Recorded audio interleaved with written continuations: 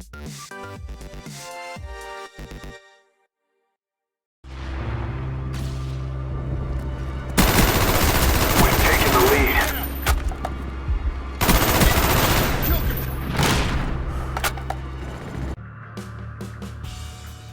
it's Double975, and today I'm going to kind of have a rant or a little bit of a discussion about something. So, what makes a good online multiplayer game? You know, does it mechanics? Is it how it looks? Is it, the graphical fidelity? Is it, there's so many factors. But the biggest factor, bar none, is the fact it has to have a good player base to survive. This can be demonstrated by games like Titanfall, which a lot of people consider to be a good game, but once the player population started dropping off, even the people who thought it was a good game started to give it up. And that's the problem. You have to maintain and keep a player base, otherwise your game's going to die. That's why we're not all sat playing the older CODs, but we migrate over like sheep year after year, is the fear that the player base on the older games will just dry up.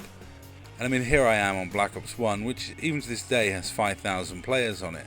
But that's a very, very small player base. So you're probably going to run into the same people over and over again. And if there is a modder or a hacker out there, you're much more chance of running into them. And that causes issues. Now, why am I talking about player base at the moment? Well, for those of you who are living under a rock, with the new Call of Duty coming out this year, there's going to be a remastered version of COD4. Now, I never played COD4, so I haven't got any rose-tinted glasses when it comes to that game. I would, however, like to get it and play it, quite simply because I never played it before. So then I looked at what you'd have to do to get it, and you'd have to buy the legacy version of the new game, which does not appeal to me in any way, shape or form. And they're allegedly not going to release it as a standalone game, though I think they will eventually. But my argument is there's going to be a problem if they're only releasing it as a bonus for people who buy the legacy edition of the new game.